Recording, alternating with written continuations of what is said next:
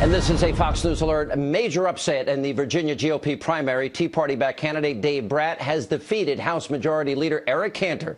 Joining me now with analysis, nationally syndicated radio talk show host, I labeled him the great one, Mark Levin. Mark, you were probably the most prominent public figure supporting this guy. He was on your show last night. He was on your show a number of times before. We had him on for a good 15 minutes tonight. Gave very, very coherent solutions to the problems this country is facing. Talks about a lot of things you talk about, the Constitution. What is your analysis? What happened here tonight? Why did he win?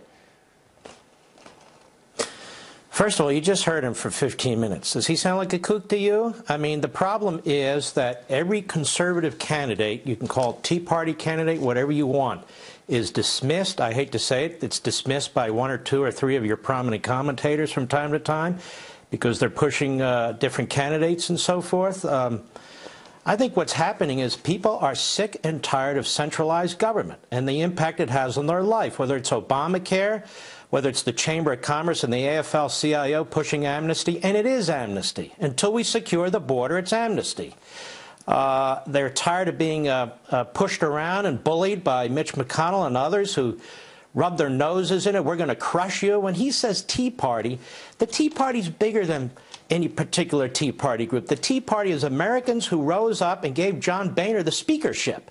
And then to be talked to that way, you know, the analysis has been so wrong the last several months. I looked at Boehner's numbers. Boehner got 69% in the Republican primary against a 30-year-old adjunct professor at $100,000. That is a disastrous showing for a man who's been there 24 years. I look at McConnell, the Republican leader in the Senate. He's been elected, what, 5, 6 times? He got 60% against a citizen candidate who's never run for office before. I look at Cornyn in Texas. He ran against 4 or 5 candidates who were not well known and underfunded. He got 59%. And folks here keep bringing up Lindsey Graham. Lindsey Graham had 6 opponents who were fighting with each other. They couldn't get behind a single candidate. If he had had a guy like Brat or McDaniels or somebody else, he would have had a tougher night. And look at Mississippi. You have a Republican who's been there forever, Thad Cochran.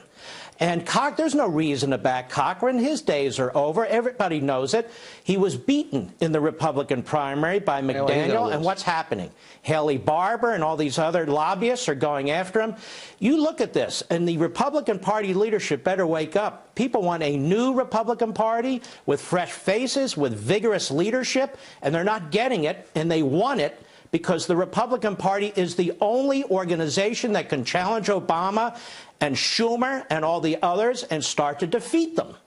You know, Mark, you served in the Reagan administration. You were Ed Meese's chief of staff. And by the way, Brit Hume, I thought, gave a very good analysis tonight about how somebody like yourself, you know, getting behind a candidate, as you did in this case, can have a very powerful impact. And I think in this race it probably did.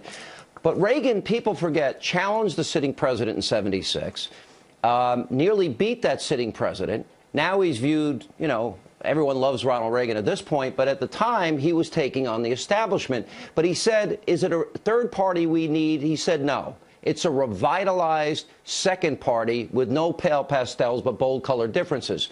Do you see an analogy between this time and that time?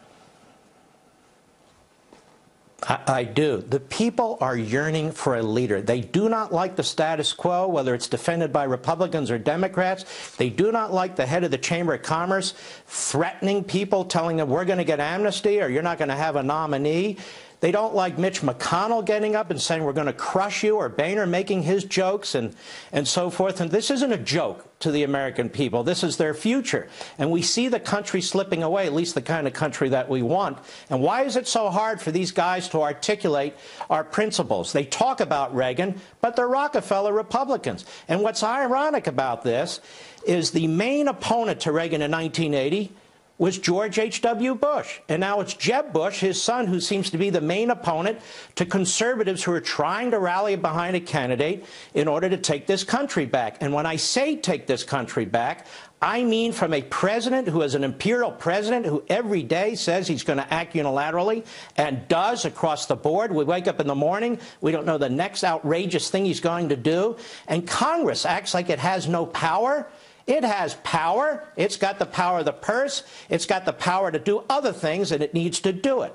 And they're afraid of Obama. They're afraid to take these steps. And you can see there's a percolating anger and frustration among many of the American people, not just in the Republican Party. I'll tell you one other thing.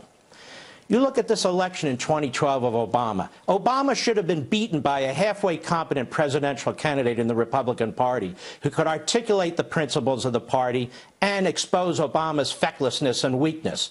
We didn't do it. Millions of people stayed home. And who are those millions of people? Those were Reagan Democrats. Those are blue-collar Democrats. Stop chasing ethnic groups. Stop chasing genitalia. Talk to the American people. Talk about liberty, opportunity. Explain to them that Obama is wrong and that we need to unleash the American people and unleash the economy. You know, you might be making news with that genitalia remark, but for those that don't know your sense of humor. But isn't it also, you talked about the country slipping away. In one of your books, you said we're living in a post-constitutional America. Mark, 50 million Americans are out of work. You see what's happening with Obamacare. They can't even put up a website. You see what's happening with the VA, the IRS. And then look at what our government is doing just today by basically flying people into Tucson, into Phoenix, illegal immigrants into this country, and Americans are saying secure the border. How important is that to all of this? How much impact did all of this have on this race?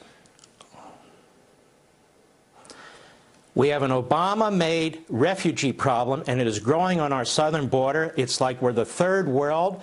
People are pouring over our border. It's the president's responsibility to secure it. He went all the way to the Supreme Court to fight Arizona and Texas and Georgia and South Carolina and other states and said, no, I'm in charge of immigration. I'm in charge of it. And what has he done? He's unleashed criminals into this country. He won't secure the border. This is what the people want. They want that border secure. They want that E-Verify enforced. And then we'll talk about the other subjects. Since 1986, the American people have been told that border is going to be secure. And now we have people coming across here. We don't know who they are. They won't stop, and we can't control it. Mark, we got to run the great one each afternoon and evening. Just check your radio dial. Thank you, Mark. Appreciate it. And coming up.